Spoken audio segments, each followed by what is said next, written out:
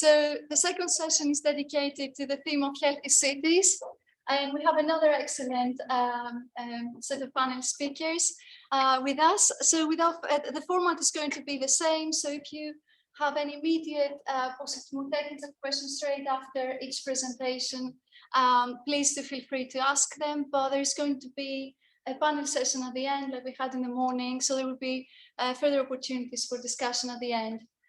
So without further ado, I would like to invite Professor Mike Davies, Professor of Building Physics and Environment at UCL IEDE, who is going to talk about complex urban systems for sustainability and health.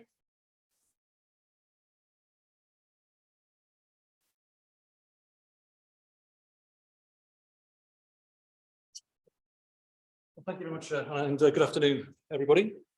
Yes, so I'm just going to say a few words in the brief presentation about a project hopefully related to the topic of this afternoon, complex urban systems for sustainability and health, or CUSSH. So in the brief presentation, I'll give a brief introduction, say a little bit about the project itself, and then give a couple of examples.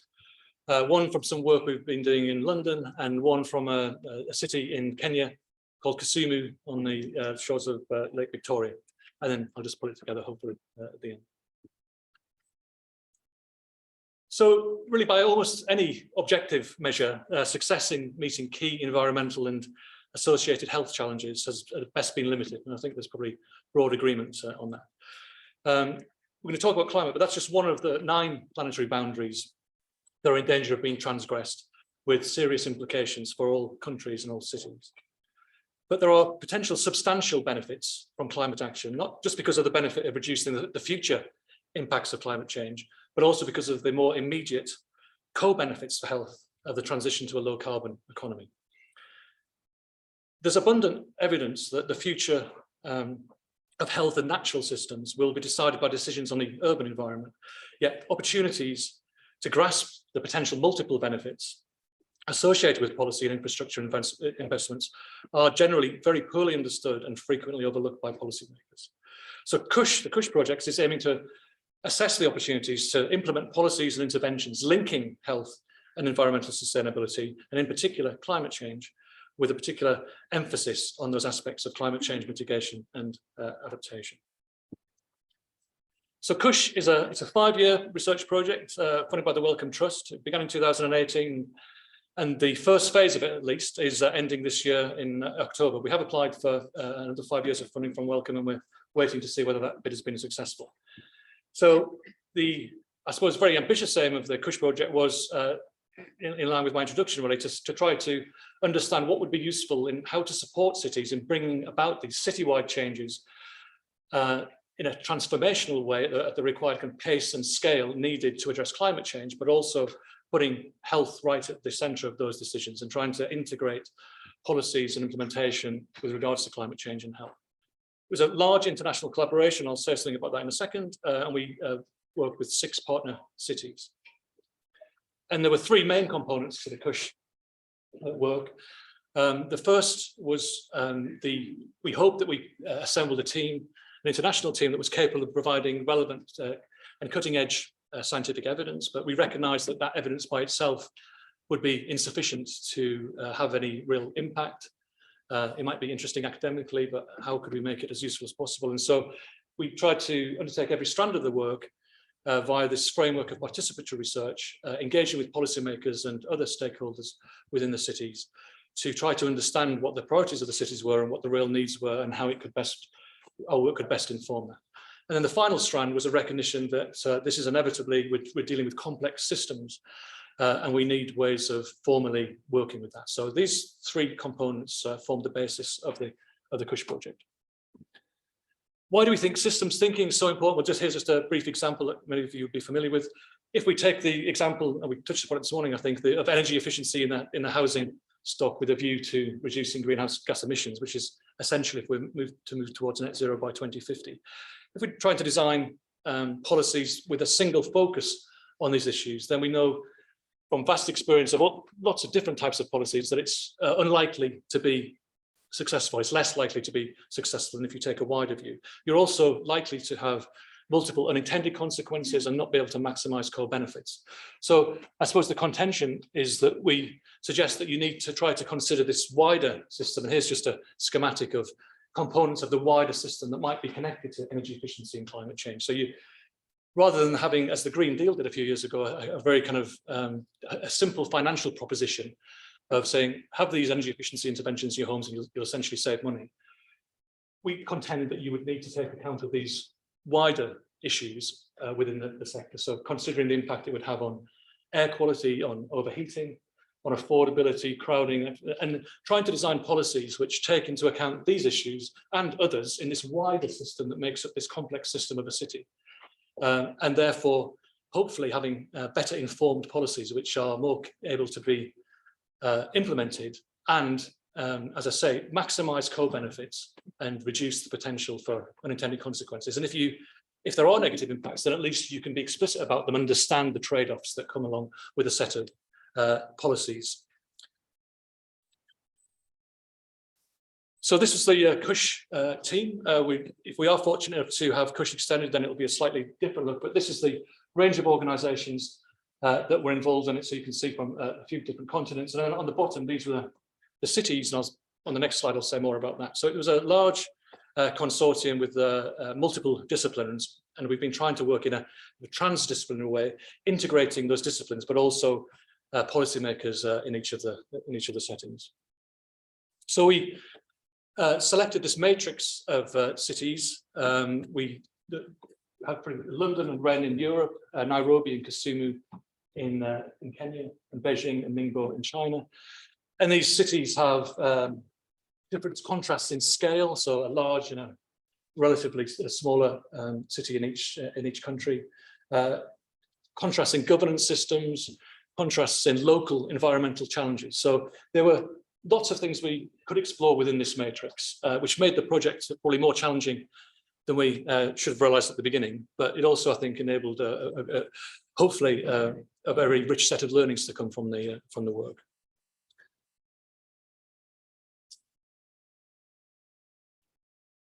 So urban populations throughout the world face the challenge of needing to address local environmental imperatives. And I mentioned this issue that there are different local environmental challenges in each of these settings, but whilst also taking action to safeguard planetary health.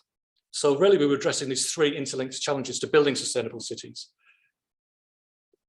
reducing the environmental footprint, increasing resilience to environmental change, and promoting and protecting health. And that's what we were trying to work with policymakers in each of the settings to try to push along policies and implementation at the required pace and scale.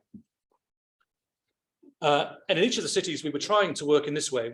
In one or two cases, we managed it. In other cases, we only partially managed it. But this is back to that participatory framework to try and work as closely as possible with policymakers so that we understand the local context and what that city is trying to achieve. So just very quick, I won't spend too long on this, but maybe it's obvious, but even before the project starts, trying to work with policymakers and stakeholders in cities to understand priorities, current policies, plans and targets. Then moving on to try to produce tailored evidence from across the team to address those priorities, and trying to find the most appropriate ways of communicating the insights that we think we've got from that modelling, working and co-developing the work with the stakeholders. I mentioned that systems thinking was an important component of this, where we use the process of participatory system dynamics as a formal mechanism to begin off with qualitative causal loop diagrams, which you may have seen, which can be very, very complex. And I guess that's the idea, but then boiling those down to something which is usable and useful, and where appropriate and where the data exists, to then move to a quantitative model, which enables you then to test out multiple policies against multiple criteria. And hopefully the models are useful enough to give you some insights into these, the likely outcomes of these policies on, for example, greenhouse gas emission reductions, but also on multiple aspects of health. And then working with the policymakers then to try and think, well, what are the most appropriate interventions based on these preceding steps? And at the same time, setting up appropriate implementation, evaluation frameworks to understand what progress is being made in each of the cases. So that was the process we tried in each case to implement. So I'm just going to have, if I've got time, I'm just going to run very quickly through two examples. The first one is for London. and this is the City's Rapid Assessment Framework tool, or CRAFT for short. And essentially, it's a very simple tool. It's intended to be rapid, but hopefully useful. And essentially, it allows policymakers to understand the implications of a series of policies that they might have, which are primarily intended in London's case to reduce greenhouse gas emissions. But the tool will make estimates of those reductions in greenhouse gas emissions, but also make estimates of the impact on health of those policies, so that a policymaker can quickly run through them, see which policies do best, perhaps for greenhouse gas emissions and health, and which ones maybe have negative health impacts associated with them. So that was the idea. I won't go through every detail, and you probably can't see, but there were essentially 3 modules to it. So the first was identifying a series of policies, and so we applied this to London. We also applied it to Rennes in France. In the different sectors, you can't see it says buildings, transport, energy, green infrastructure and waste there. And then the next module makes estimates of the impacts. In London's case, I think we had 10 policies. The next module then tries to make estimates. If those policies were to be implemented as planned, then what would be the environmental impacts of those policies? Well, you would hope that they would reduce greenhouse gas emissions, but by how much would they? What do they do, if anything, to air pollution, both indoor and outdoor? And what might they do for physical activity? And then the final module then goes from the environmental impact stage to making quantitative estimates of the health impacts that arise as a result of changes in the exposures in this module. I'm aware I'm going through this quite quickly, but so if I just try and talk you through this. So this is an example of an output. So on the x-axis is the percentage change due to the policy.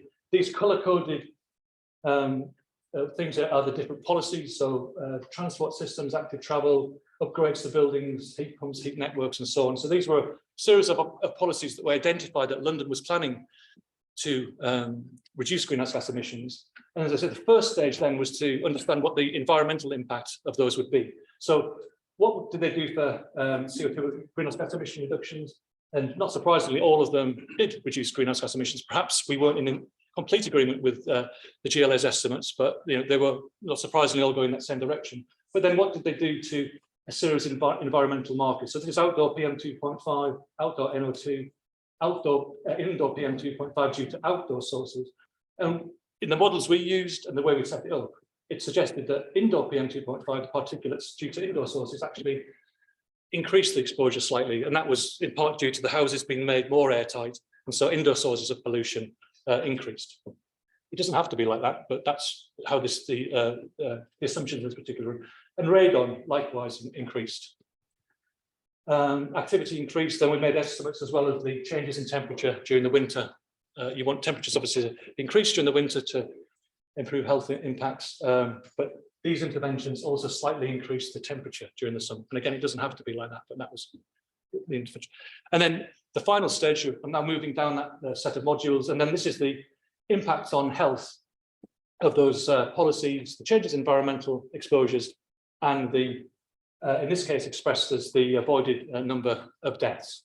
So largely positive, quite big impacts positive on health, but some of them, the radon, PM2.5, a little bit of the overheating. So some negative impacts, but broadly positive for health. So if you are able to implement these policies appropriately, in the example of London, it demonstrates that yes, you can have substantial greenhouse gas emission reductions, but there is also the potential for substantial health benefits as well.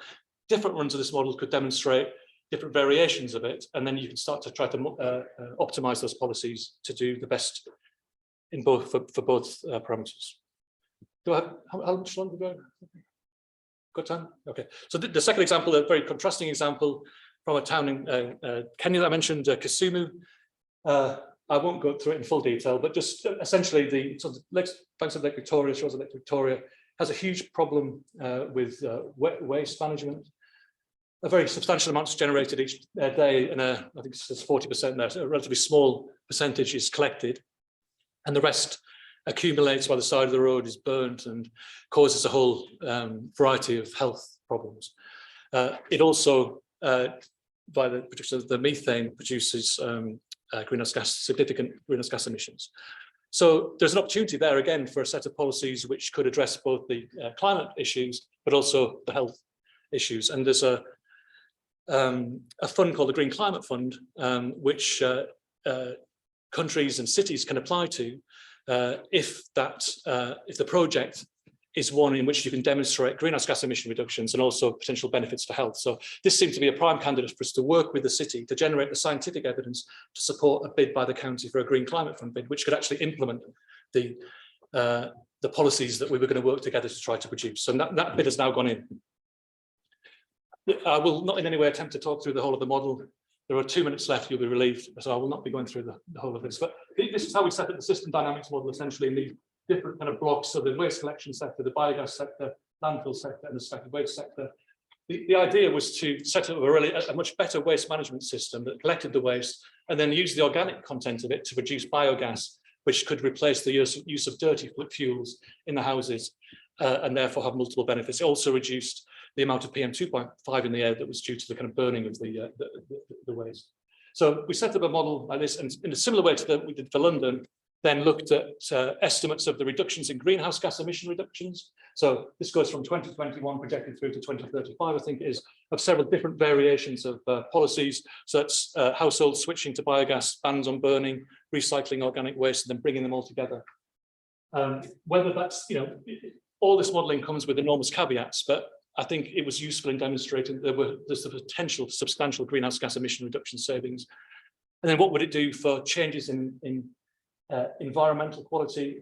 This is just one aspect of the health benefits, but this is the reductions in PM2.5 concentrations. The population of consumers is projected to grow dramatically over the next decade or two, but we were able to show that even with that demographic change, we were able to produce quite significant reductions in PM2.5 concentrations, and with the associated improvement in life years saved there. So in a similar way that the craft tool did for London, we kind of managed to work our way through that. And as I said, that then has formed the basis of this Green Climate Fund bid, which we're waiting to hear back now whether it's been successful. If it is, it will allow the implementation of this project within CUSSH, and then we'll see if our numbers are correct. I'll just go to the end now. Right, thank you very much for your attention.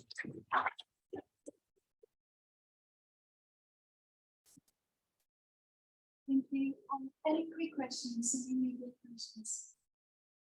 I don't really have a big one actually to say novice to this, but is it not across the country? It is, yeah. So it's not such a big issue, but there are parts of London that have some of it. Yes, it's not. There are other parts of the country which it's much more of an issue. So this could be applied. The tool could be applied anywhere basically. So it was just one of the exposures that we did look at. But Sorry, expand on the rain. Why would that be an impact? Because you have radon would be entering the house typically through the floor. Then if you tighten up the dwelling to reduce unintended heat loss, through air change rates that's excessively high, then you would tend to increase the concentration of the radon there because it's not being diluted as much. So basically anything that's effectively an indoors source of pollution under that type of scenario, you'd typically see there are interventions that you could and should take. So I think it's with the action level of 200 becquerels per cubic meter, you should put an intervention in and have like a sump which can address the problem. But you need to have a test for that and understand. So it's likely that we did a piece of work on the whole of the UK, and it's not to kind of scaremonger, but under one scenario, it was looking at it might be maybe 500 lung cancer deaths increasing a year if you under one particular type of scenario where you intervened and didn't have any compensatory ventilation inputs. I think we have time for one more question.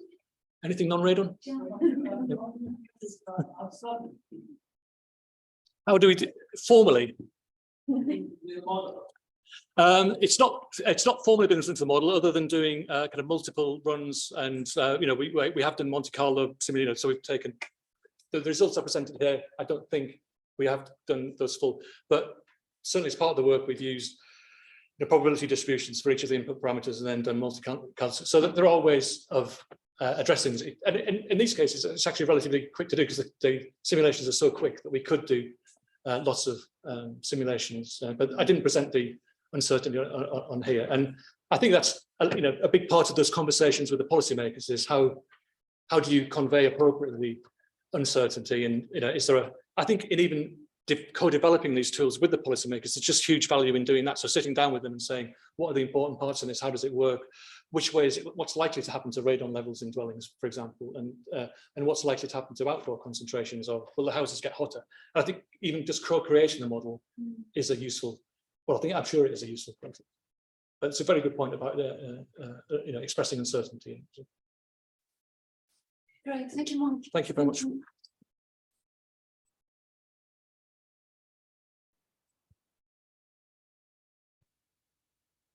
So our next speaker is Dr. Claire Heaviside, Associate Professor at UCL IEDE and North.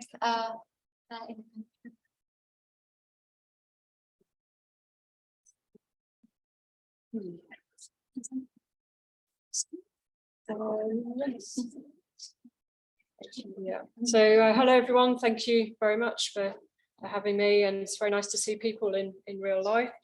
I'm going to talk about some results basically from a project that we're running at the moment. So it's a project called HEROIC, which stands for the health and economic impacts of reducing overheating in cities, and it's funded by the Wellcome Trust. And just want to say that Oscar and Charles are in the audience, and they've done most of the work on this project, so I'll be presenting their work. And in general, we talk about heat-related mortality in urban settings and potentially how we can reduce this through interventions. So the background and the motivation, basically the fact that heat leads to serious health conditions, including the increased risk of mortality. And this is going to be exacerbated due to climate change. But clearly mortality is extreme outcome from heat. There are lots of slightly less serious health impacts from heat, even including sort of reduced productivity and exacerbating illness and so on. But we look at mortality because it's something that we can quantify. The urban heat island, so the fact that cities are warmer than rural areas, that actually increases the heat health risk in urban areas. And then most of the world is becoming increasingly urbanized. And in the UK, we have already 82% urban population, and an aging population as well in the UK. And that just means that there are a greater proportion of the population are vulnerable to risks of heat in the future. So that kind of motivates the research that we're doing. So there's a need to quantify the health impact of excess heat in urban environments and model the potential impacts of interventions to reduce these health risks, and particularly in the context of climate change.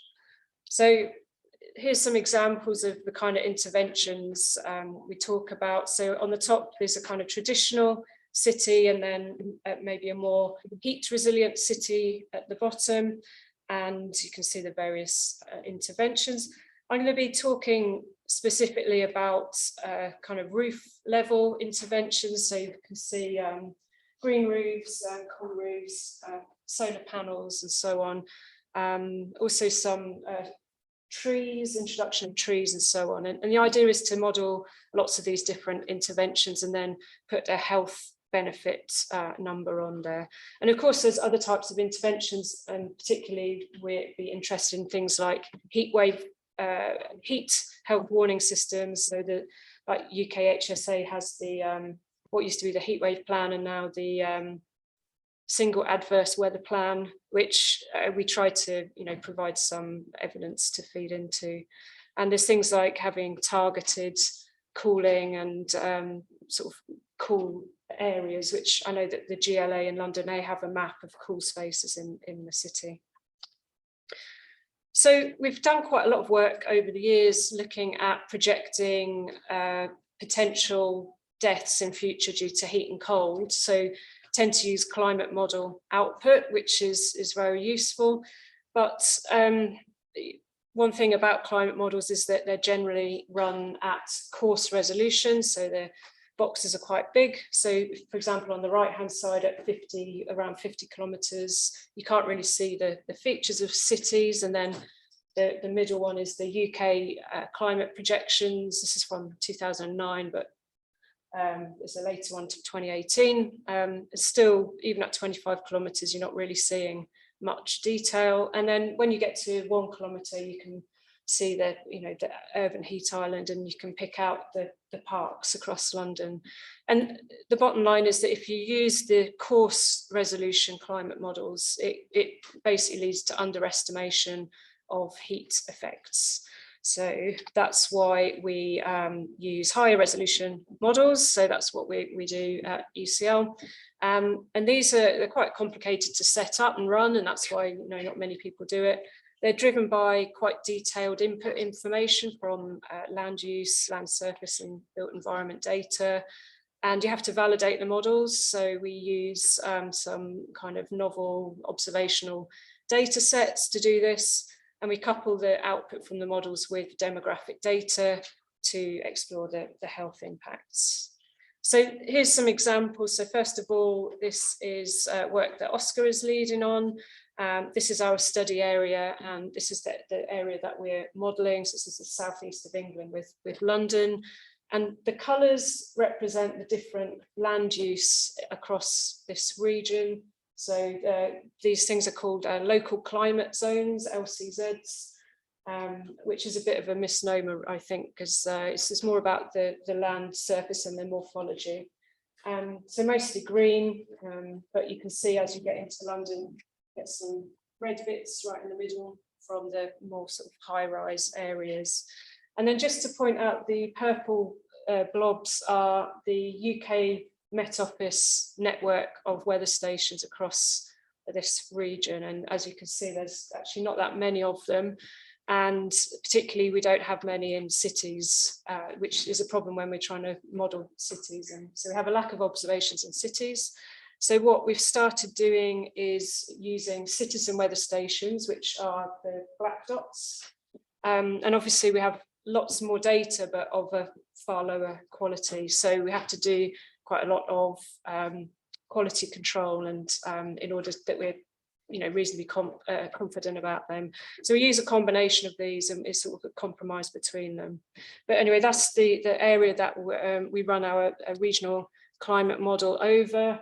So it's run at 1 kilometre resolution to simulate the weather. So here's the output for 2 metre air temperature averaged across the whole of the summer of 2018, which was a hot summer.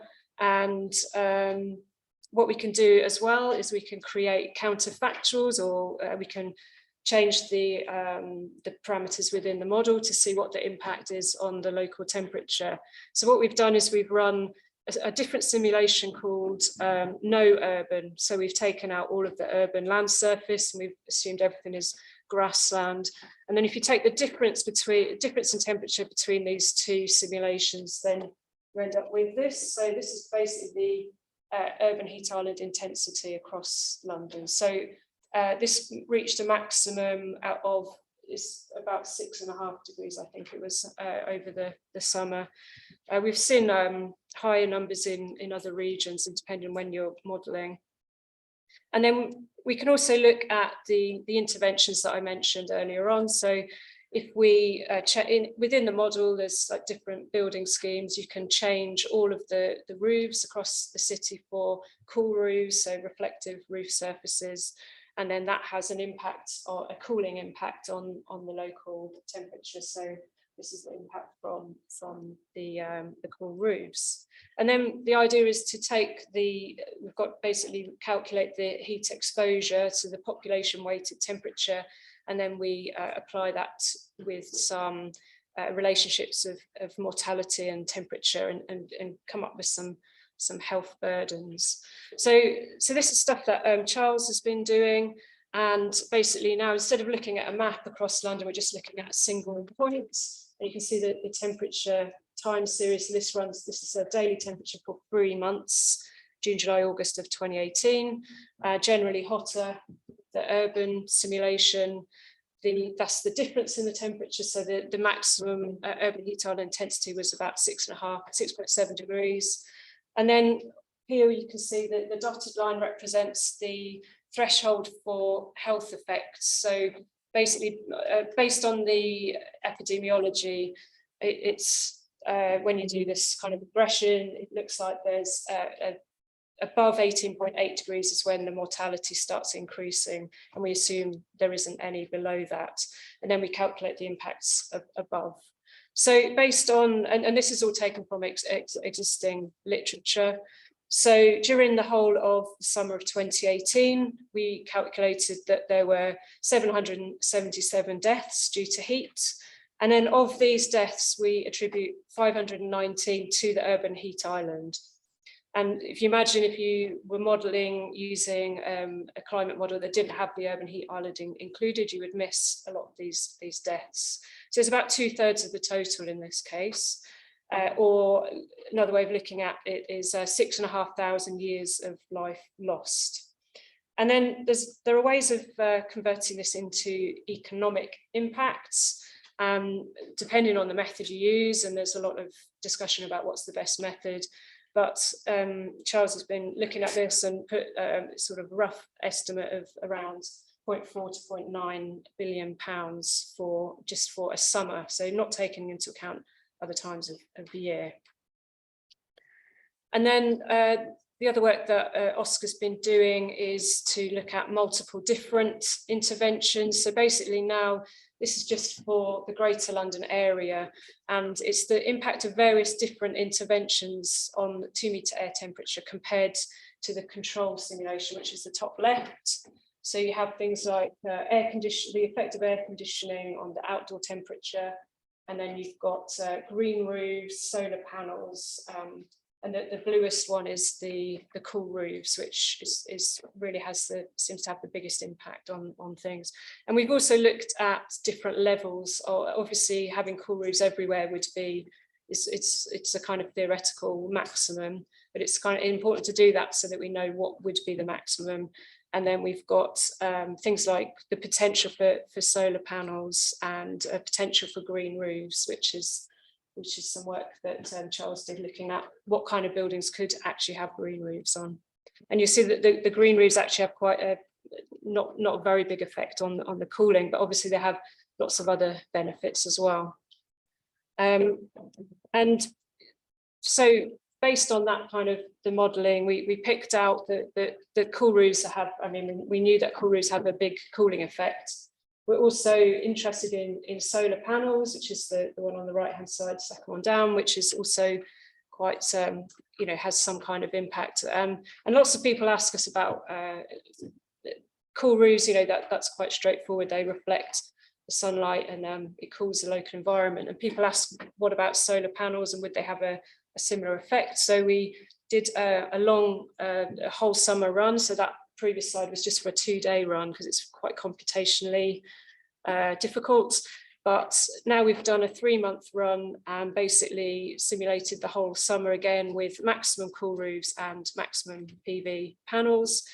And this is the equivalent mortality of the heat. So this was the 777 number. This is the 591 deaths attributed to the urban heat island. And then these are the potential deaths avoided or potential preventable deaths based on the cooling that you'd see if you did cool roofs and then by PV as well. And obviously this is, many caveats, of course, and we're only looking at outdoor temperature here. We are looking at modelling indoor temperature as well, but this is purely a kind of urban heat island mitigation methodology. And I think that's all I've got. So maybe I'm a bit early, so thank you.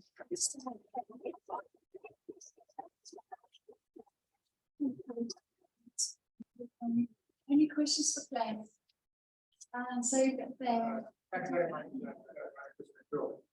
In relation to the error bar on the attributable deaths, has given these only due to the uncertainty that is proposition. Am I correct? Yeah, so the question about uncertainty, there's a lot of uncertainty in every, massively in every stage of this. So that bar there was, it represents the uncertainty around the exposure response coefficient, so from the epidemiology. But yeah, if we sort of stack them all up, obviously it would be quite massive, and we do different scenarios to try and cover the uncertainty, but yeah. Thank you. Any other questions for Claire? I have a question about the cool roofs and the green roofs. So do you want to include any, potential impacts of climate change, or say drought, and the limited potential for irrigation, or maintenance for cool roofs? Yeah. So if you do a cost-benefit analysis, would you? That's something we would like to do. There's one thing we can do in the model where you can look at the impact of green roofs, and then you can vary the kind of irrigation. So because obviously if you have a green roof but it's not irrigated, then it's not having a cooling effect. Not as effective. And I guess the whole point of, we test a lot of different interventions, and we wouldn't expect to have a whole city where everything with one type of intervention. It would practically be a mixture of things, but this is a kind of just to give the cooling impacts of all of the different methods. Yeah. Questions? No? Thanks so much, Claire.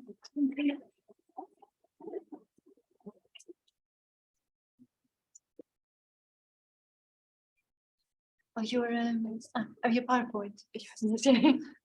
Great. Great. So our next speaker is Dr. Pajeri, lecturer in Sustainable Built Environment, Energy and Resources at UCL IEDE. Thank you very much, Anna. So very welcome from my side. And so I'm going to talk about how COVID-19 related mobility restriction affect the air quality in the UK cities.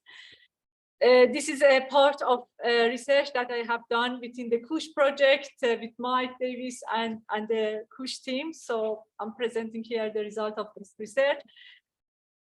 And so I just give a brief introduction about this piece of work and the kind of smartphone data that I have collected from Apple mobile devices on particularly human mobility, on driving, walking, and public transport. The air pollution that I'm going to concentrate here is NO2 and PM2.5. A bit about methodology, result, and also further works as regards upscaling. So we all know that the poor air quality has negative impact on the human health.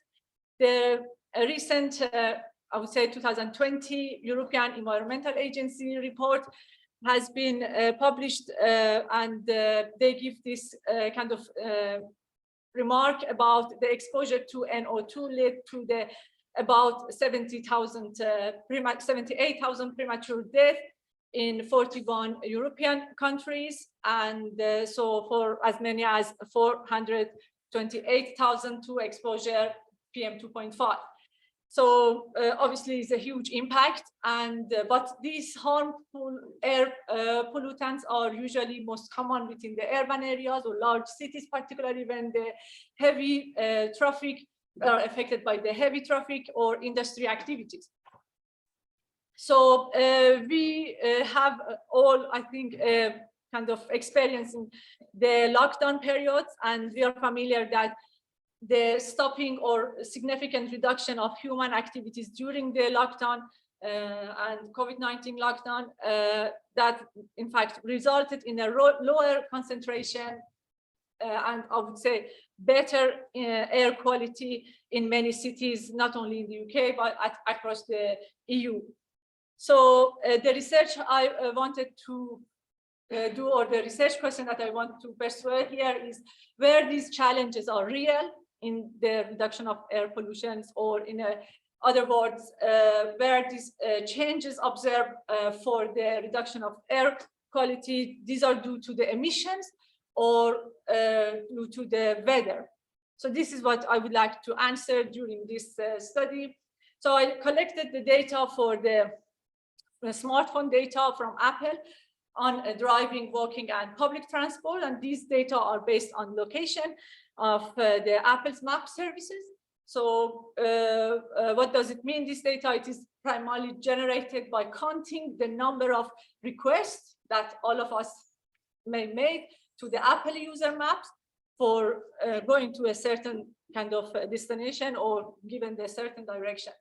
So this trip, they were made or they have been done. So it's not only the request. So it is the Apple, when they publish data, it has been actually confirmed that these trips has been done by driving, walking, or public transport. So you can see how this data look like for Greater London.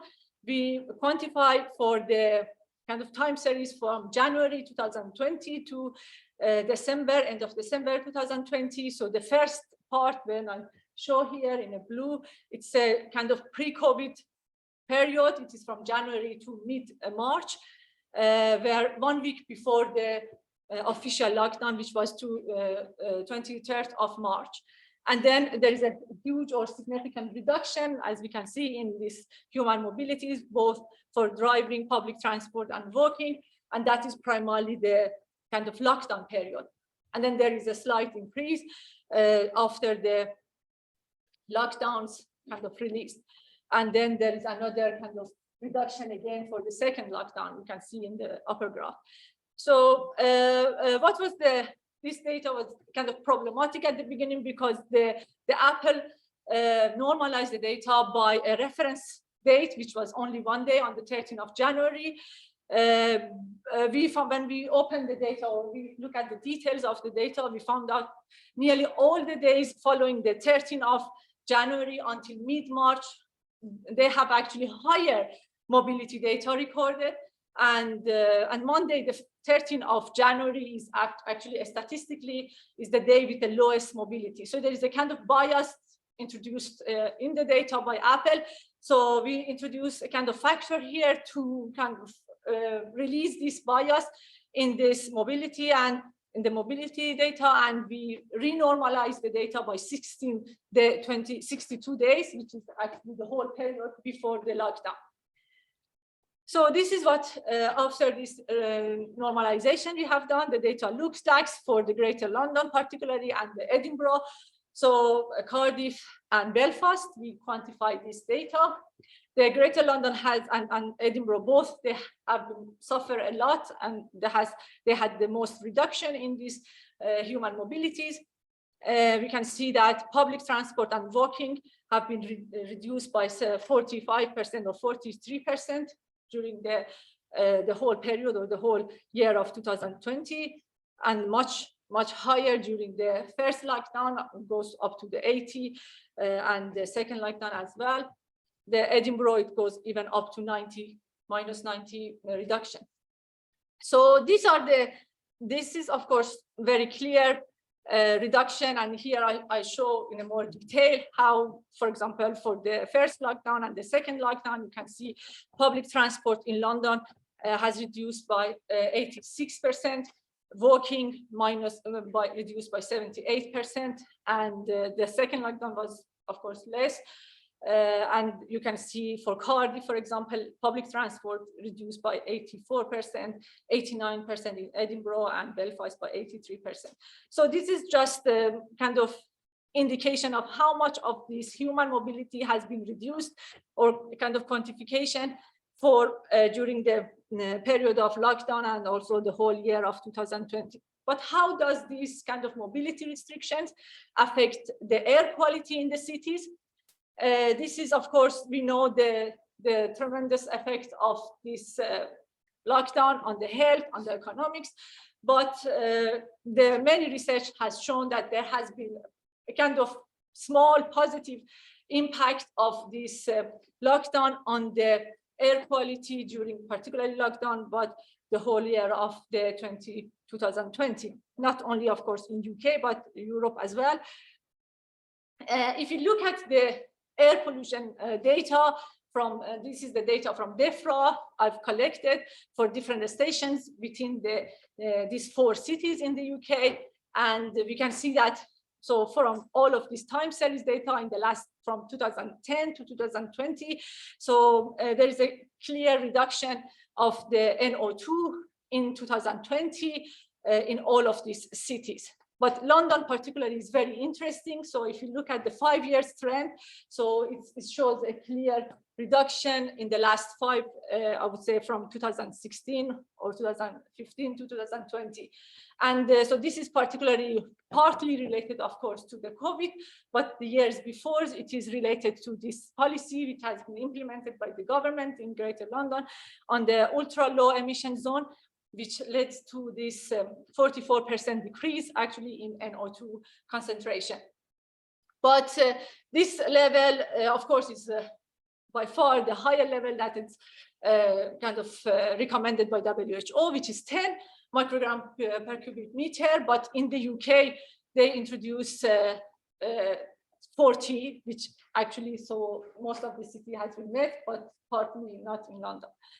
And so in the table, in the right-hand side, I show the percentage change during the whole year. Greater London has been reduced by 25%, Edinburgh 19%, and then Cardiff and Belfast going to up to 30%. So the PM2 situation is much less noticeable. And as you see that in some cases even increased in 2020. And so for most of these cities, but still it is the recommended level by WHO is 10 and not met by any of these cities in a way. What is very important for PM2.5, I should mention that it is very much related to the source. The PM2.5 is very much related actually to the industry activities, to the power generation or the residential energy use. And less affected by these mobilities. And it's also very much affected by the wind speed or wind direction. In many cases, the PM2.5 may be originated far away from the measuring site and actually transported over the long distance by the air masses. So this is a difference between NO2 and PM2.5, and that's the reason we see less affected by this human mobilities, but still the reductions, as you can given here, -16 for the Greater London, Edinburgh by 26%, 30% for Cardiff and Belfast. So coming back to this weather situation, so of course not only PM2.5, both NO2 is very much affected by the weather. What I was very much interested in this research was a major challenge in assessing the impact of short-term policy interventions on air quality is to quantify the emissions changes. And so to do that, we need to decouple the effect of emissions from the weather.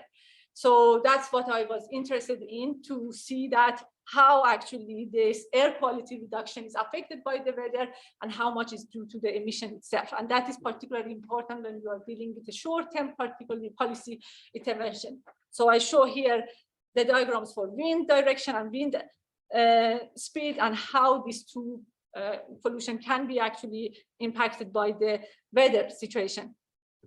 So to kind of coming with the ideas to resolve the situation, we develop a weather-corrected prediction of air pollution machine learning. So we check different algorithms here, and gradient boosting algorithm is one of the interesting algorithms that we were using, since we could actually quantify the uncertainty we were talking about in the last couple of talk. So we take into account different variables, the weather variables. So we train our model based on the historical weather data, the historical pollutions, in order to predict the two air pollutions, NO2 concentration and PM2 concentration for the 2020. So the difference between the measured and the predicted, it is what we call it anomalies, and that's what is indication of the kind of the emissions where it's completely away from the pollution, from the weather conditions. So this is what I was just going to say. I'm not going to the details. So in the paper, you can see that the details of the results of machine learning, but what is very interesting here, it's the measured NO2, which is shown in a black line. It is actually it's lower than the 90% confidence intervals. of the predicted values. And this very clearly shows that the reduced level of the air pollutions are not kind of related to the meteorological conditions, and they are also related to some other attributed to other factors, so in this case, mobilities. So I just look at more kind of weekly patterns for these two pollutions, NO2 and PM2.5 between cities, but just very briefly mention that both in all of these cities, there is a very clear difference or anomaly between the predicted one and the measured one that you can see. And that is, again, as I said, indicated how much actually we decouple this effect of weather and obviously the reduction of the air pollution. It is due to this, not the weather condition, but also to the human activities. So the same for the PM2.5, but it's much less noticeable. As I said, that the source of PM2 is different from the traffic activities, and that's the reason we have even see some peaks in several cases is increased instead of decreasing. What is very interesting here, I wanted to show you that when we look at this kind of weather corrected NO2 concentration level for particularly Greater London, so the blue lines here shows the lockdown values, and this is what shows the lockdown date, so it should be a little bit further in March. But what is interesting that you can see initially we had a reduction, and then gradually it's coming back. The NO2 concentration is coming back to close to the pre-lockdown level. So it's pretty for Edinburgh as well, and less for Cardiff, but for Belfast as well. So the situation for PM2.5 again is less actually noticeable. But this is what we clearly see that is again, as soon as the measures, the lockdown measures has been released, so this is coming back, the air pollution level is now again coming back to the pre-lockdown level. So what I was kind of doing here, something I wanted to see also how this air pollution reduction is related to this mobility data. So I've done some analyses, but what is very much interesting here, just to say as a summarizing the NO2, as you can see with the green, it is very, very clearly related to the two mobility, public transport and driving, whereas of course, PM2.5 is less correlated with these mobility patterns. But just to summarize here, these weather corrected models indicate a significant, I would say, positive short-term effect of CT scale reduction in this transport on transportation in general on the ground level NO2. There is, of course, a significant correlation between the NO2 and also not only public transport, but also the driving as well. But we didn't find any particular relation or significant relation between the PM2.5 and this mobility data. As I said, this is of course related to the source, which is linked in terms of PM2.5 to the residential energy use, power generation, or some of the agricultural aspects. And then, so this is as regards the policy relevance, I would say that reducing the transport activities, I would say particularly the number of vehicles on the road to the level of before, during the COVID lockdown, it is really unlikely to be happen.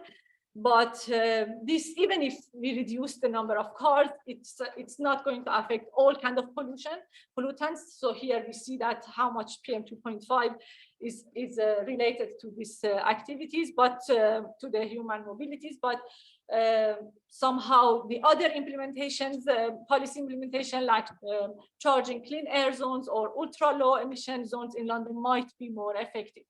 So others I mentioned here, promoting the active travel. So walking and cycling is also another aspect that we could promote, and remote working. So this is also, of course, beneficial, but we know that it may not working for Greater London, since that I think the TfL published a report on around 62% of the trip made by the Londoners for going to work in London is mainly based on public transport and walking, so it's less actually affected by or less affecting the air pollution.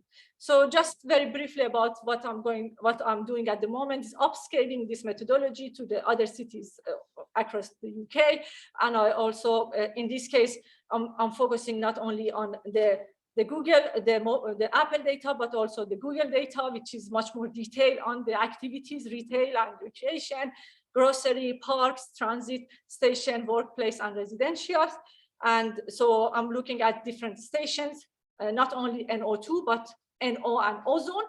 So particularly ozone, it might be very interesting to look at it. And that was a very important that we had recently a meeting with WHO, and they raised this issue, the importance of ozone in the several countries. So we did the prediction for the stations here. So I'm not going to the details, but what is very interesting, we see the NO2 and NO has been reduced by, but ozone, which is actually somehow is a different source, it's due to the reaction between the light, sunlight, and NO or NO2, so it has been increased. And so we use a factor to rescale or aggregate the stations to the cities in UK, not only at the local authority district, but also some regional level, and the results are given here. But as I said, this is just ongoing research, and I would like to go further and to see the health impacts of these three particular pollution and estimate that one as well. So thank you very much. I'm sorry for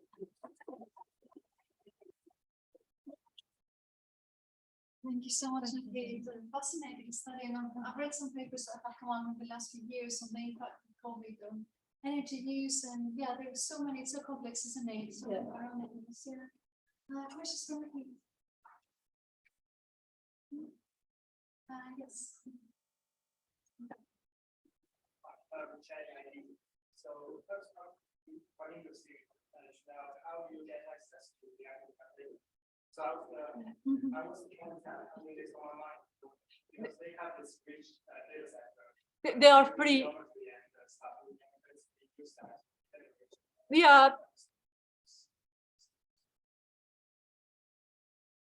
They are free, and I was checking actually recently the website to see that if they have stopped in October 2022 and 22. So you can get it from the beginning of 2020 to 2022. So all the data is free for everyone that you can access. Thank you. Thank you very much for the benefit control. I have a question on the method for correction. To start with, did you correct for when you say corrected for weather, is it for wind speed and wind direction, or for either of them? Both. Both. Yeah. And you treat them independently? Yeah, well, the thing is that here you can see the parameters that we take into account: the wind speed, the average temperature. We take into account also 3 days offset of the wind speed and the temperature, and the offset actually is because there is a time lag between the weather and the pollution concentration. So we wanted to see that, train the model based on also this time lag. So the D here, the 3 Ds refer to the 3 days time lag for the average temperature, daily, yearly, and precipitation. So these are the variables we train the model to take into account. You're welcome. Any other questions from you? I have a question about the two lockdowns. What would you say were the main differences between the two? The first one, it was much more, we have much more confinement. So the reductions, as you see here, it is much more serious in the first one. So it's a huge reduction in mobility, up to 90%. But in the second one, the measures has been a bit kind of less. Less of a controlled experiment. Exactly. So there were some, for example, as regards parks, I really remember that. Yeah, so it was exactly, we were allowed to go, whereas the first one was everything closed. So that was much more restricted. Yeah. Okay. So Thank you so much. Mahmoud.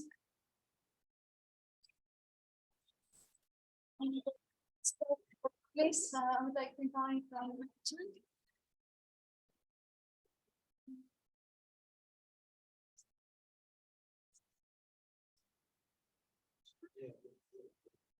Thank you. So our last speaker is Michael Chan, Program Manager in Planning and Tech from the Office for Health Improvement and Disparities, the Government for Health and Social Care, and also the University of Bristol. Over to you. Thank you. Good afternoon, everyone. Thanks for having me here. Great, information. I've been taking a lot of notes, so thank you very much for all your presentations. So I'm Michael Chang. I'm from the Office for Health Improvement and Disparities, I'll call OHID for short. We're within the UK Government Department for Health and Social Care, so very much within the policy making arm of the kind of work around planning for health and other agendas as well.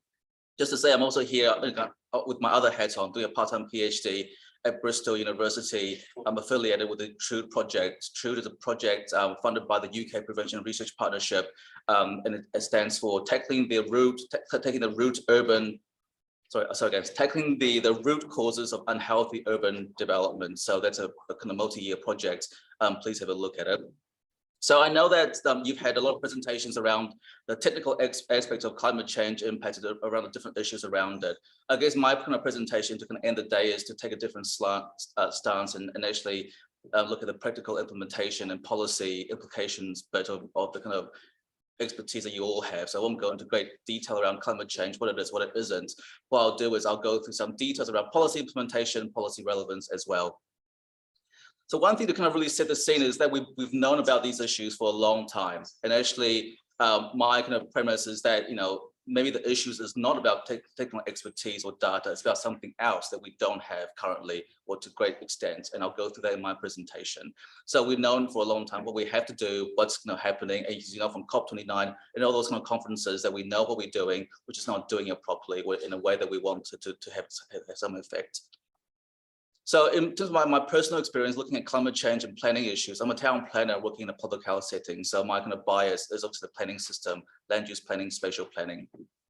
So my previous organization that I've worked for, we've had various European projects from 27 onwards, and I'm highlighting a few I was involved in personally advising on the planning system elements of it. So back in the 2007-13, there was a GRABS project, which won the Interreg Regional Stars Reward back in those days, about 10 years ago. And they looked at green space adaptation. And the TCP was involved in it, and I was involved in helping to, research some of the kind of effects of climate change adaptation around green space provision. 2013, 2016, again, looking at energy, renewable energy provision in the spatial planning system. We did some training for spatial planners across the European nations in the UK, and we did some guides and practical advice for practitioners as well. And then most recently, 2017-19, again, it was a European funded project. Probably one of the last ones we did, the TCPA, was looking at climate change adaptation, again, from in a general sense, and we provided a guide for practitioners with the Royal Town Planning Institute. So planning actions are being taken around the different issues around climate change over the last 10, 15 years or so.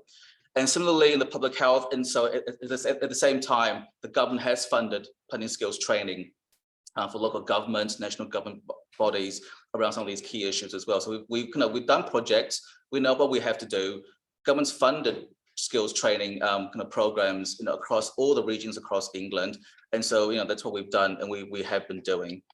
And health actions wise, as someone mentioned, the kind of single action kind of adverse plan, weather plan. So we've done a lot of these plans in the health and social care sector, so we know what we have to do. But the key issue really is we haven't quite connected the dots. And this kind of classic scene from Homeland, I think it's one of the kind of earlier episodes. You can tell by Sol, he looked very young there. It's about connecting the dots. So we know what we have to do. We all these different disciplines doing different research and different policies. We haven't quite just them yet. That's why we're still talking about them currently. And my kind of work priorities are looking at how do we connect these dots from researchers, practitioners, policymakers across national government, local governments, academics as well, and how do we make it happen. As part of that work is looking at my PhD. So my part-time PhD is looking at the policy context. And the proposition is that the planning system, or the housing system, transport system, is a legal determinant of health. And so how do we understand the legal determinants of health and influencing action on the ground by local government officials?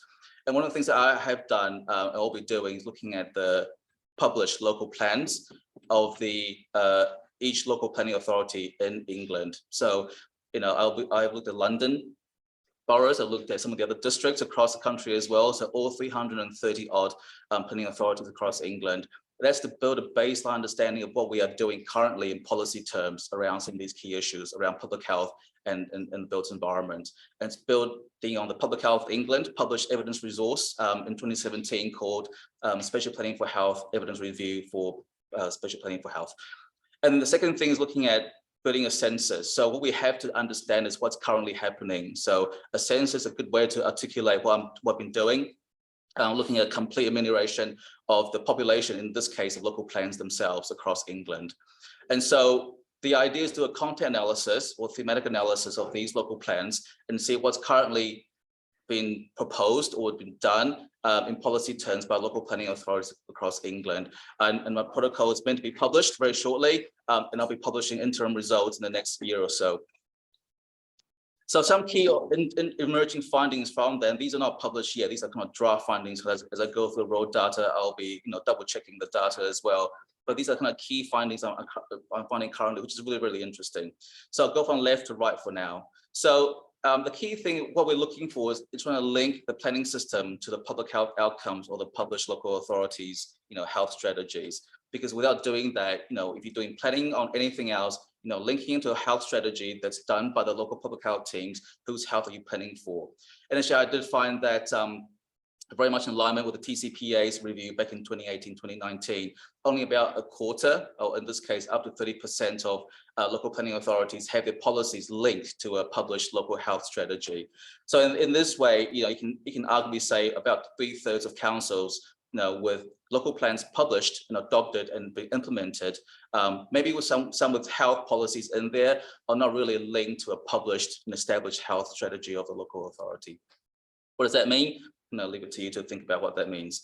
Secondly, local planning policies requiring green space provision. So the last kind of 4 indicators are looking at some of the things that are relevant to climate change adaptation and mitigation. There'll be other indicators I've done that I haven't presented to you today, but I'm just presenting the 4 for now. So local planning policies requiring green spaces. So we all know the multiple benefits of green space provision, and so the key thing is looking at how councils articulating green space provision in their local planning policies. And unsurprisingly, the majority of them do have a policy around green space provision, natural environment, green and blue infrastructure. The majority of them, 57%, are looking at health within the policy. So they have health in the supporting text of the policies. And some of them do have health in the actual policy wording themselves. So the good, if you add them up, so the first 2 categories, there's 70, in the case 80% of councils that are having a good policy and supporting text around green space provision and health. Thirdly, looking at local policies requiring climate change adaptation. In this case, it's about flood risk management. So actually, the majority of councils do have a policy around flood risk management, and most of them reference climate change adaptation, but most of them don't refer to health impacts or health benefits of flood risk management. And I think that's always been the case around flood risk management. We always known we had to do flood risk management, but not for health reasons. So in this case, the data validates that kind of assumption that flood is not just for health reasons. Thirdly, looking at climate change adaptation around urban heat island effect. And so this is really interesting that I have found the majority of them don't actually refer to the urban heat island effect in their policies. And actually the majority of councils in London do, and they break these down by regions and local authorities as well. But the majority of all the other areas outside of London don't do so. And arguably you can say, well, in a countryside area, do you have to think about urban heat island effect? It's really down to you to decide that. So, but the majority of them don't do so. Only a small percentage refer to urban heat island effect in the context of health, some in the supporting text, some with no health references at all, but the majority of them don't have a urban heat island effect and policy within their climate change adaptation kind of approach. And then finally looking at energy efficiency. So this is looking primarily at tackling fuel poverty in a way, not about overheating, but about fuel poverty, cold homes, if you like. I won't go through data around cold homes and health, but the majority of councils do have a policy around energy efficiency, not about health in particular, but they do have something there. A good 16% of councils don't have a policy around energy efficiency. I'm not sure why. When I dig deeper, I'll find out exactly why they don't have one, but the majority of them do so. So the kind of key overriding kind of themes emerging from my local plans review is that actually, some policies back, in 2010 onwards until 2023, do have a range of policy imperatives or policy requirements around some of these issues that we are tackling or you're researching as well. The key issue may be that they're not looking at health in particular, or that they don't have a policy at all looking at health in some of the other areas as well. So I'll be writing papers on what this means for health and planning.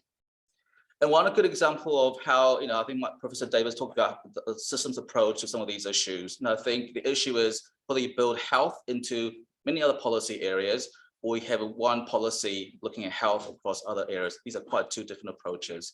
And this one non-London example from the northwest of England looked at a range of health issues from, active travel to, green space provision. And I'm highlighting the ones that reference, in a way, climate change related issues. So the key issue is how do you articulate some of these policy areas and policy wording? Do you have a particular policy on health or climate change? And many of them, actually the earlier local plans from around mid-2010 onwards, they do have a particular policy on climate change. But for the health perspective, whether they have a particular health policy or whether you mainstream health across other policy areas, but that dilutes the effects of having health as your specific primary directive in your local plans. In this particular policy, the implementation mechanism is the health impact assessment. So how do you draw these together? You use the HIA to ensure planning applications, urban developments are brought forward with health in mind. So I guess the key issue here is, how do you have mutual action impact? So I think it's not about having, one particular policy for one requirement, one intervention. That, as my Professor Davies was saying, it may not be very impactful. But the thing is, in planning, everything cuts across each other. So I think, when I was doing this research, I found there are multiple references to climate change in green space provision, energy efficiency. How do you count those? How do you take them into account? So a key issue is how do you make, single issue focused actions detrimental to the impactful outcome? So if you have just one policy that's very focused, very explicit about health and climate change adaptation, or do you have something that's more diluted? What is the underlying driver or intention or ambition of your policy? Is it the environment or people? The earlier climate change policies were about the environment, less about people. But I think because we're moving more into health and well-being, in the 21st century, the policies are beginning to be articulated around people's needs rather than just environmental needs. Thirdly, where can actions be streamlined without duplication? So, you may have one policy around green space provision and flood risk management. Do you need another policy around flood risk management? So how do you, avoid duplication in policy terms? And fourthly, how can we identify the positive and negative unintended consequences of policy actions? And then finally, is there a single mechanism, a lever that can help draw this together, like health impact assessments, where many nations have climate change impact assessments? An open question to you. The next question is why are we not doing this stuff? And I think that a lot of the questions could be about finance, who pays, who benefits, urban heat island effect, green space provision, flood risk management. Someone has to pay for something, whether it be a green roof or some kind of infrastructure. Who pays and who benefits? And in urban development, obviously it's a private sector. It's a market-led economy around the housing market. They build the housing or bring forward housing.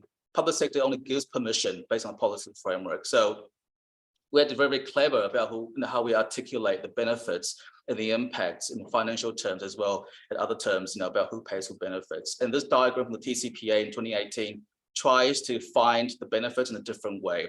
And you can't see that, but I'll highlight three things for you. So from a developer, we're looking at active travel, public transport access, and things like that, and they know what makes them money. Many of you will be renting a home or buying a home or bought a home. You know that if you live closer to a train station or railway station, you're going to be paying more than if you live away from it. So that active travel, public transport, aspiration is already built into the price of the property. And so how do you articulate, it in policy terms, active travel promotion from that perspective?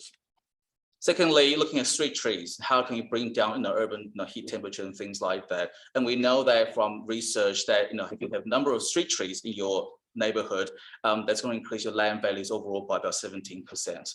But who benefits from that? It's not you who benefits, it's the private developer. So how can we claw back some of the kind of value in funding new street trees in that new development? And then finally, looking at water, how that fits in with the whole narrative around blue infrastructure, adaptation and things, and urban cooling and things like that.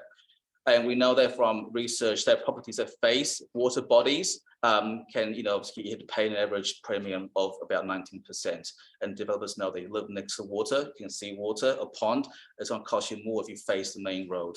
So some of these issues about who pays and benefits, the underlying evidence around these issues have not changed. It's about flood risk management, active travel, and all those issues. But how you articulate it needs to be different to whoever you're communicating your kind of research to. And so one of the key things I want to finish off my presentation is looking at how we do going forward. And many of you are doing great research, and I'll be really interested to know about the CUSSH projects and some of your other projects as well, and how they link with the TRUE project in particular. And I think that the Chief Medical Officer is very visual, and I think many of the kind of things that you have done around mapping and modeling is really quite relevant to policy making currently. So how do you kind of overlay things around deprivation, aging population, energy efficiency, all those kind of different indicators that you've got, and then how do we find the hotspots and take policy actions? That's where the kind of gap currently is in policy makers. If you can provide the evidence in a really accessible way, they'll be really useful. And one final thing to end on with this slide is the CMO's annual report this year will be on aging population. So please look out for it around November time. Missing link, though, is obviously looking at the existing stock. And actually many policies and local plans do refer to improving the existing stock, but primarily around housing quality rather than climate change or environmental reasons. So how can the planning system be proactive in addressing the existing environment, retrofitting, for example, and making the most effective use of land? Because making the most effective use of land is a policy directive from government, using brownfield development rather than greenfield sites. How do you strike the balance between maximizing environmental and occupant quality of life and living, and also increasing housing supply? So an example is I'm showing you that developments here in the screen is an example of making the most effective use of land. In this case, was previously a vacant office building. It was converted in planning terms to residential. It's now being used by temporary accommodation for vulnerable residents, and that route they went down in the planning system didn't allow them to think about daylight issues, green space access, and all the amenity issues that you don't think about. So how do you kind of strike a balance between increasing housing supply and these other environmental issues? And then finally, how do you strike the balance between over or under regulation, voluntary approaches, individual action? One of the key things that I get asked all the time around new policy interventions, policy ideas is, what's the current policy environment? Is it too much? Is it too rigid? Is it too relaxed? We had to answer that question first in order to kind of proceed. And that's why my PhD around local plans review is really quite important, because we have to understand the current state of policy first before you can go any further. So things around the ULEZ and those key issues, we had to think about how you evaluate those, and you're doing that before we kind of think about expanding or not expanding them. So finally, kind of finish off, and this is not the whole systems in a way that Professor Davies thinks about. It's about whole systems within the planning system itself, because there are things within the planning system that is a system, but obviously there are links to other systems as well. So there are kind of four things that I'm trying to promote to you in thinking about how do we maximize action for policymakers and researchers and others, in practice. So firstly, health and plan policy and guidance. How do we have and address clear policy disparities across England? As I mentioned to you, I've shown you that there are clear disparities in the regions across England on climate change policies or health policies. How do we kind of address that imbalance? How do we address the status of published advice? So many of you will be doing projects, by the research councils publishing briefing notes or supporting professional institute publishing, advice. What is their status? Because we have so many of them, but they're not being used. How do we, increase their status so they're actually used properly by practitioners? In a way, there's disparities there because some institutes have greater weight attached to their advice notes than some others. For example, SIPSI and IEMA, their advice notes are quite strongly adhered to, whereas some of the other institutes around Royal Town Planning Institute and REBA, they're not quite adhered to in the same way. Secondly, health and planning decisions. How do we make sure that some of these issues are considered in the planning process locally by practitioners working in planning across the country? And how do we leverage the power of impact assessments, not just health impact assessments, other impact assessments as well? Thirdly, planning for health capability and capacity. I think one issue that we kind of face with is lack of knowledge around some of these issues. You have no knowledge in this room. How do you kind of maximize and outreach to those who are actually doing stuff on the ground?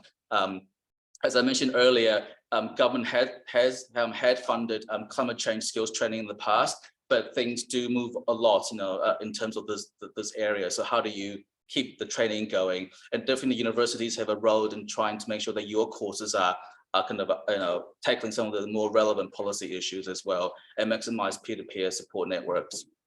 Finally, value incentives. As I said earlier, the private sector is quite good at doing some of this stuff, and actually many of them do have their own type marks, accreditation marks, and many of them do look at some of these issues that you're looking at. Obviously, there's a premium for it, but we need to understand the role of these building accreditation, type marks. For example, well building, Fitwell, Pond Quality Mark, Active Score, and many, many more across the world, actually, not just England and UK, but across the world.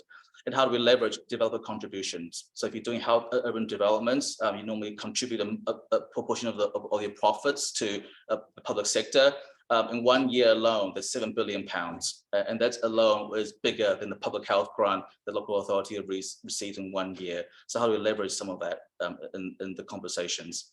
Finally, something's missing in this diagram or this kind of this chart is the academic research that you produce. How do we make sure that your research is relevant? Obviously, how we evaluate policy interventions, but they are relevant so we can use your research in practice and policy making as well. So that's where I finished my presentation. Thank you very much for your time, and hopefully that's useful for you.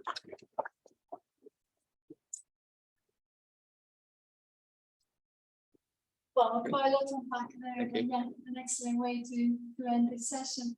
Any immediate questions for Mike on this presentation? Yes, Mike. Hi, Mike. Thank you very much for the presentation. Very rich, very interesting. Just have a very maybe small or big question, depending on how we get this thing. But I was in mind for showing value and incentives. Question is that how do we make sure that it's benefit everyone and do not reduce, let's say, the work due on education. Maybe to this increase of premium that has been there. Yeah, I think the starting point for that research back in 2018 was we always felt and thought that developers aren't doing anything around healthy environments, healthy buildings. So I think when the TCPA initiated the research, it was meant to answer the research question, what's the private sector doing around well-being and health? And we found they're doing quite a lot. So that's the first point. We had to understand what they're doing in order to do, think about what we want to improve upon. I guess the issue is, I don't know whether it's a role for the private sector to if you like, socialize many of these issues within their developments, whether it's a policy issue, then your policy, you articulate that, you shouldn't have a distinction between a good quality home and a okay quality home, but you pay more for these additional extras. I guess the issue is for policymakers, politicians to answer. But for now, it's just understanding the private sector understands value in healthy buildings, and well building, they're very good at communicating the economic benefits to landlords around a well building certified office space.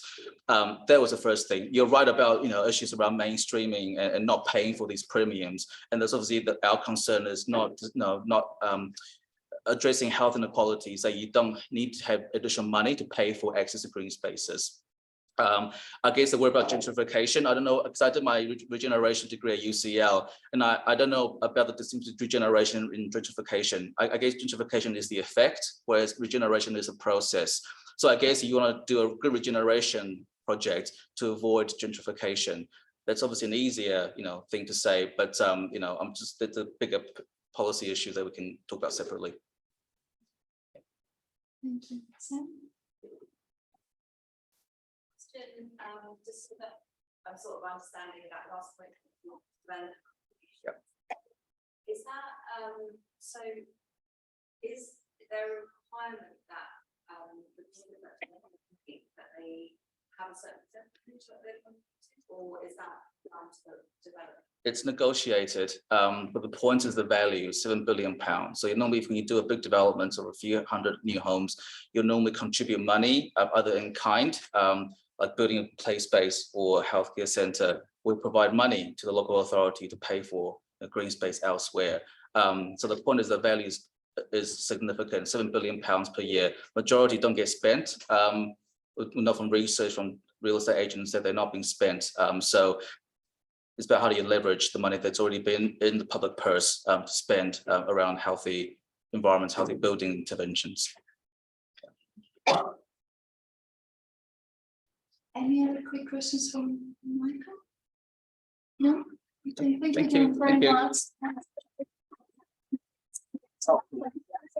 So I would now like to invite the speakers of this session to join us at the front.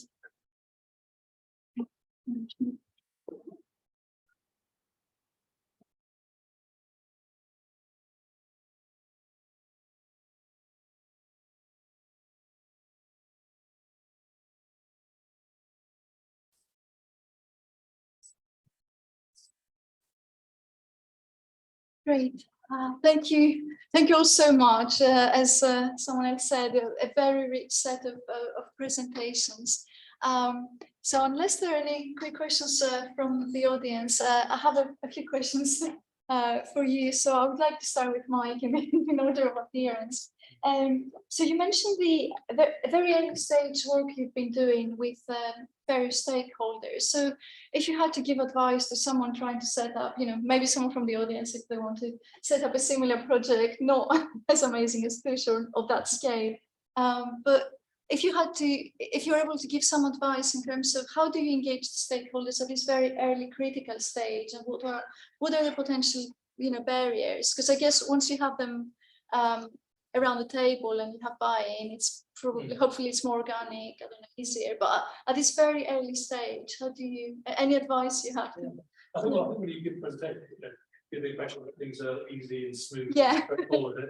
It definitely wasn't. It was still is extremely challenging and difficult, and takes a huge amount of effort right from the team to build those relationships and then maintain them. And so it definitely was very messy, difficult, and confusing. But a colleague, Helen Pinio, led on a paper about transdisciplinary working with a kind of model for that big developing model. So I think she emphasised the importance of doing this pre-project preparation work. Not on the first day of the project trying to start this, but ideally that should have been done a long time before. And again, that's easier said than done. But there are funders who I think are welcome. I think a good example, there was fund for that preparatory work, so that you acknowledging the challenges of that, and I think so that's important. But I think just building somehow into the project that messiness, complexity, and difficulties, and policymakers inevitably drop out, and for lots of good reason that you have to re-establish those relationships. And I guess people move around or priorities change. So would you say this is done at the proposal stage or even as a separate preparatory project? Well, I know it's not always possible to do these calls for all teams to respond to it, but I think an ideally constructed call would have something about pre-project stage to acknowledge that is, if you are to be working with stakeholders, then how else do you develop that? And I think you need to co-develop the project with those stakeholders, for all kind of good reasons. And as I say, ideally funded call, I think would, it's of course not always the case. So I didn't want to give the impression, because everyone knows it is very, very difficult. In a presentation, it's easy to gloss over that. So design for messiness is my takeaway message. I like that. So then I'd like to move on to Claire. So I really enjoyed the presentation and all the modeling outputs, but I was wondering whether you have any thoughts on the practical application of all of those strategies that you have simulated. I mean, again, what are the obstacles in? So if you were to, if you were discussing with Michael, for example, from a policy perspective, what's needed for those measures to be implemented? Yeah, so I mean, a lot of the stuff we do is modelling, and is, you know, we look at the physical environment. We started looking more at the economic value, because clearly that's I know that a lot of the time that's not seen as, we calculate health impacts more deeply than the health economic impacts.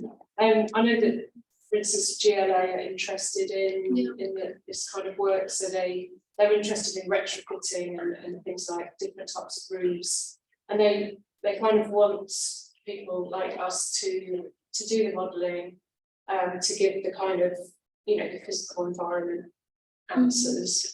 But of course they also need the economic valuation of the interventions as well as the impact of the interventions. So that, I mean, that's part of the HEROIC project, which so colleagues in Exeter University, they kind of work more on the health economics side, and even when we do the health economics, we get a kind of you know, value for something, but you can't include, well, you can, but it's very difficult to include all the other things. So I guess, so I mean, I'm not probably going to answer the question, but as much as we would try to give, you know, the physical environment impact of the interventions and the benefits to health, to kind of for the policymakers to weigh up. But I think the other thing is to say which areas, which regions is different policies are going to be relevant for, because like I say, we wouldn't just say, oh, this we recommend we do this one measure. So we do try to do that as well. That's so important. So I would now let you on with Tina ahead, because your presentation was kind of the opposite to Claire's. So Claire's was large-scale simulation, theoretical exercise. Yours was a real analysis of a real experiment, if you'd like, in the real world. So based on your findings, what would you say are the policy implications? So have we, I mean, you know, touch wood, COVID or a crisis of that scale is not going to happen again anytime soon. But what would you say are the lessons that we have learned from this study, and your anything useful that could be implemented at scale, do you think? Yes, I think, I mean, it was very clearly showed that there is a real correlation between the human activities and the air pollution reduction. But what was very interesting is that as soon as we release these kind of measures, confinement, so then we saw that the air pollution coming back. So it's obviously it's not effective policy from this point of view. But what was to me very important is the private cars. Actually, it is very clearly the number of private car reduction during the COVID, it has a very clear effect on. So to me, this would be a very good starting point, and there are several already policies by the government implemented, particularly for London, which are, we can see very clearly the impact of that. But I would say, starting from that point of view, on the reducing the number of cars, private cars, and sticking to the kind of active travel, it is more way that I would look or recommend. And there are several activities which also colleagues are working on, active travel, which, and then quantifying the impact. And this is something I would like to also emphasize and go into more direction as regards the quantification and see that. So there are the real effects regarding this, recommending going in this direction of active travel rather than using the private car. And we have the evidence to show that this is effective. Real world data. Great. Yes, a question. Hi, it's a question to Michael. What's your view on the health impact assessments and whether we could improve something about using that as a tool on mass planning projects and or like city to probably make it more integrated? Yeah, so one of the key things we're doing this year is around how do you maximize the health impact assessments in the urban development sphere. So HIA is not new; it's been used by the healthcare sector and other sectors for decades. I guess our issue, we have two issues with HIAs. Firstly, we still don't know the value and benefits of an HIA. You know, if you do an HIA, how do you, measure the value and benefits from doing the HIA with a final product or final project? We still I haven't seen, a range of quantifiable, tangible benefits from an HIA, and we get challenged all the time from policymakers and practitioners. Why are we advocating for an HIA? If we don't know the exact benefits and value of it. If you think about it, the HIAs are done by the private sector, the majority of them are the private sector. So in a way, you're putting a financial burden on the private sector to do an HIA without really understanding the real monetary value of doing an HIA. And the value of an HIA can range between 5,000 to 20,000, 30,000 pounds, depending on the scale of the project. So that's if you like, from policymakers' perspective, a burden on the economy, because you are, a regulatory burden on the asking for the public to pay for an HIA. But what we're doing currently is making sure that actually those councils that do an HIA policy, and in my local plans review, I found about 30% of councils across England have an HIA policy that require developers to submit an HIA on a range of different thresholds and trigger points. And our work now is trying to make it work. How do you make an HIA policy work? It's useful. I'll make a call to researchers, and we, from Liverpool and others, when they're doing HIA research, really trying to quantify, or at least be quite tangible with the value that you come up with. Because a lot of the recommendations were like, an HIA, facilitates, relationships. That's great, but in policymakers' minds, that's not something that's going to be the selling point of advocating for an HIA policy. One final thing to add is, I think the key challenge that we have in the UK, across the UK nations, is the different HIA policies. So Wales has an HIA policy that's about to be commenced. It's a duty on the public sector to do an HIA on a range of different issues, and they're putting into planning and certain projects. In England, we don't have a policy. We don't have legal requirements. We don't have policy requirements. So it's a nice to have.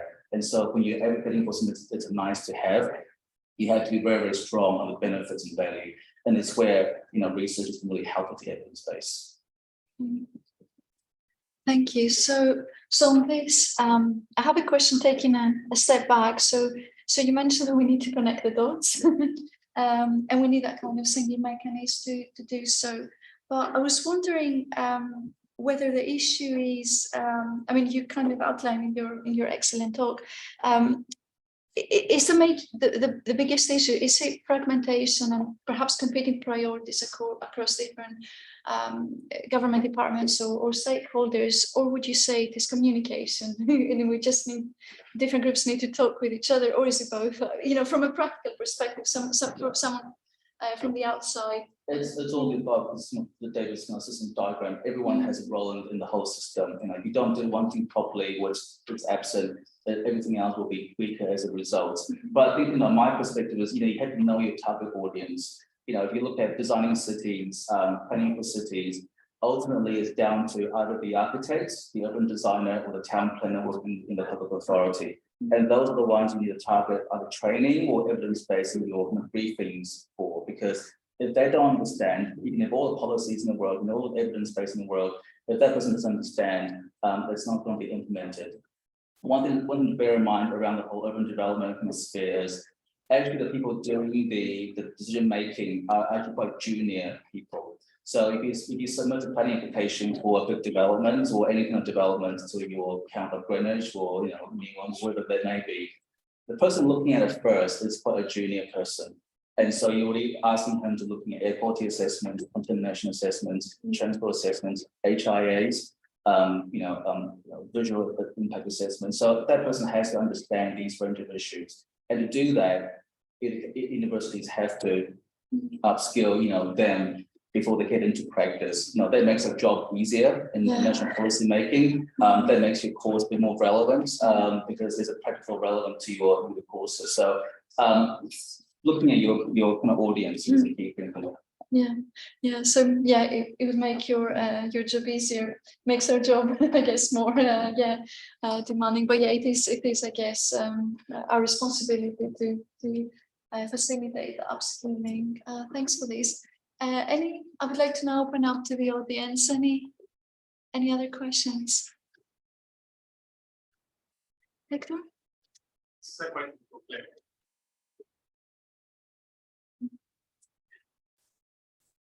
I was thinking on the was when your data was basically, you know, what time during the day or during the night, there is a relationship between them with the temperature during the night. And also, if there is any data on humidity levels, not just temperature, but humidity levels during the time that it goes back. So the data on the mortality is usually daily data, so it will be like a 24-hour thing. So we don't really know when they would die.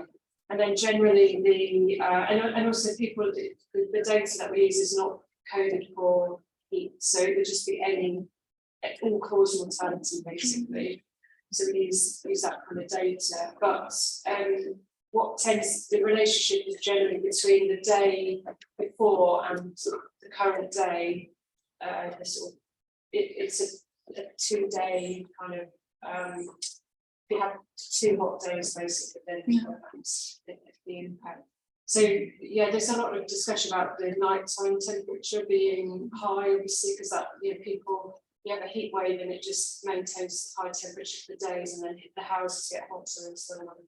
And there is, I mean, it seems logical that would make people more likely to die, but it's not very well understood. There's not really a strong relationship about the nighttime temperature rather than the daytime temperature driving it. So we tend to use daily maximum or 24-hour mean as our metric. And then the other question about the humidity. So we tend to use just temperature for our sort of projections, and quite a lot of the epidemiology has been based on as I say, mean and maximum daily temperature. And then for the UK, the humidity doesn't seem to have so much of an impact, but for other countries, it's much more important. So we tend to sort of keep it simple, and we know that the temperature is such a strong predictor for mortality that we stick with that. But then if you look at things like thermal comfort and whatever else, I mean, it's really hot in here. Yes. But it's, you know, that there's no sort of measurable health impact, but we know it's like hot and humid. One of us could collapse. Yes. Yeah. Jen. To follow up, Roger, do you consider building types for simulation? Cross-ventilation or big? Yeah, well, we did do some work in the West Midlands previously, and I know that Charles started looking at this in London as well, where we look at the kind of, rather than individual buildings, it would be regions with certain types of buildings, and one thing we did find was that the areas where the urban heat island intensity was highest, we tend to get lots of apartment buildings and flats, and these are the ones that are more likely to overheat.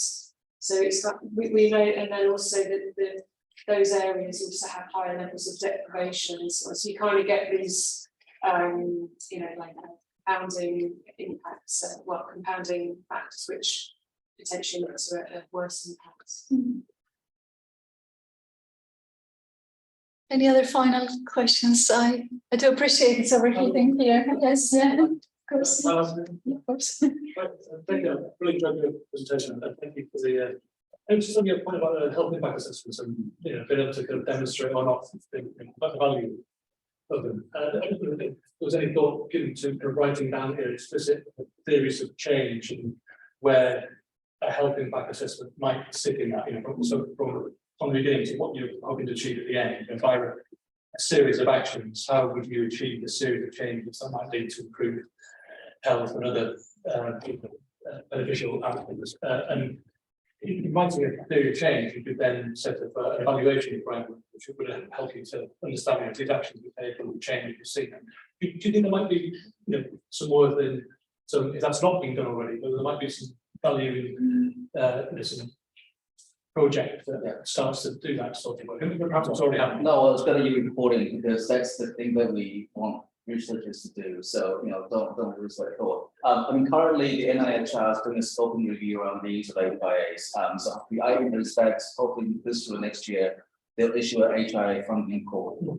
So that'll be really quite interesting to think about. I think, we don't get to come on HIA as a mechanism, because HIA is a delivery to something else. If you're not clear about your objectives on health or anything else like that, then HIA is not being impactful, but having a few options really would be quite key. No one's doing that currently. Sheffield is doing the scoping review for NIHR, and Liverpool has done a lot of work, but no one's really articulated in that way. I think just sort of project it's very helpful for us, and Gemma Moore and colleagues led on the development of the programs there in the project. But it took a long time because it was such a big, but it just was so helpful, I think, to bring together all the multiple disciplines to have a coherent vision of that's where we were going. And then, what were the specific actions you're going to take, and then what changes do we think will happen, and then linking that to evaluation. It just, I think, clarified it. I mean, I don't think it's perfect, but it just was a very useful process, which. Out of the HIA one and health impacts in general, the things that we've heard about today in general. The reason why in my title about delivering health net gain is really not just about health protection. I think about air pollution, noise pollution. I think that's been well researched and actually you can quantify the impacts of that. But what we're moving into now about health improvements and reducing inequalities, about happiness, and those sort of quite things become quite quantified. But in a way, we're going to have to try and work to quantify and whether we can quantify air pollution, noise pollution, contamination. Because without that, we always going to revert back to environmental health, which is great. But our concern, so in terms of where I work, OHID, we primarily run health improvement. UK agencies run health protection. So they feel climate change, extreme events, air pollution, noise pollution, contamination. So we let them do the technical stuff. Our concern is as we travel, green space provision, the additional benefit, the mental benefit, how do you quantify it? We don't need to quantify everything, but we need to articulate the benefits in a more tangible way than just it makes you happy and it's better for society.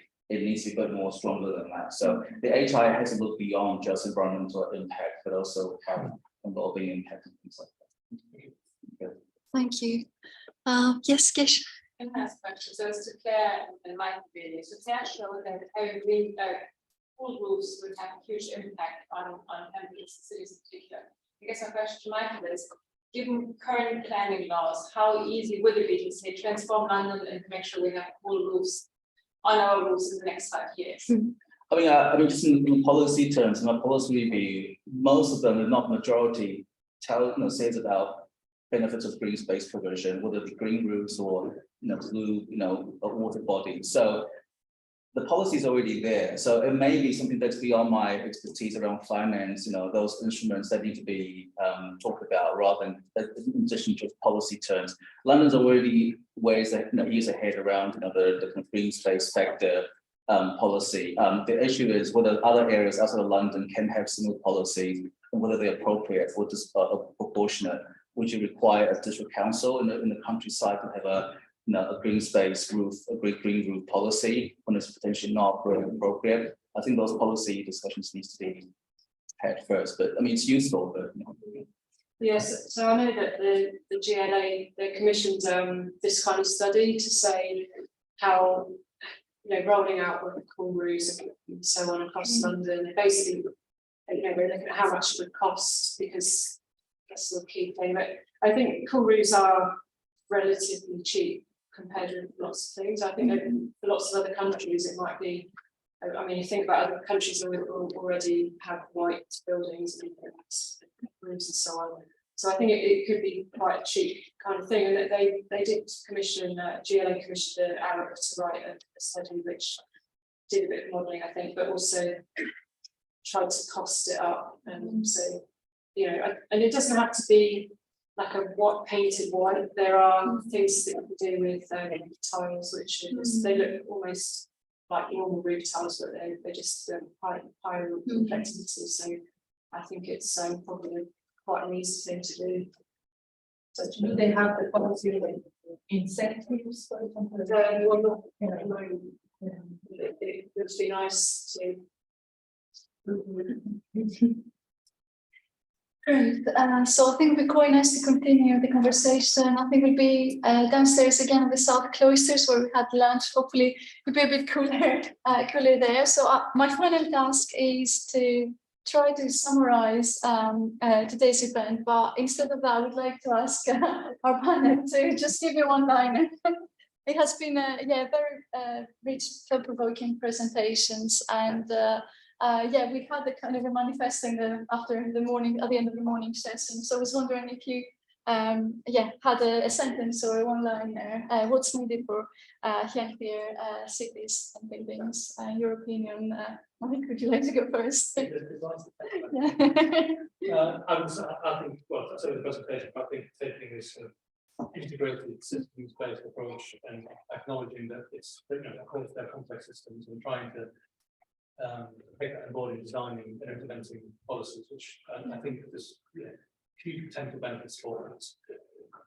There's lots of things that lots of kind of barriers in terms that need to be broken. But I truly believe that is absolutely essential if we're going to really take this forward at the pace and scale that's needed. So I think trying to maybe capacity build and bring that consistency to bear. Connect the dots. Yeah. And I think.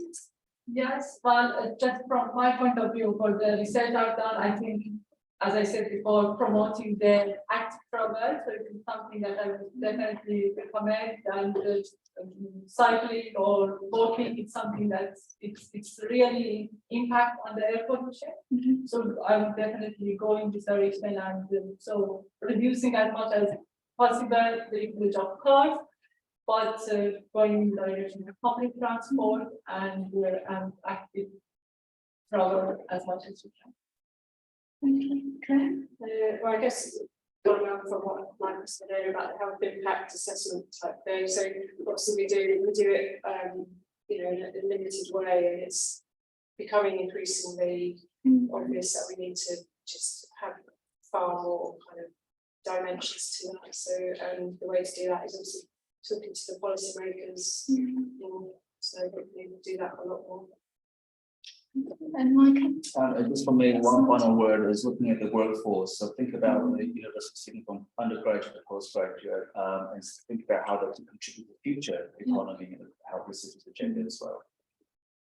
That's so important. Thank you so much. So we'd like to thank the speakers of this session, the morning session, Geisha for co-chairing, of course, Lian, who really made this event happen together with the rest of the team who helped during today's event. So many thanks to everyone, and of course our audience for their inputs. Thanks everyone.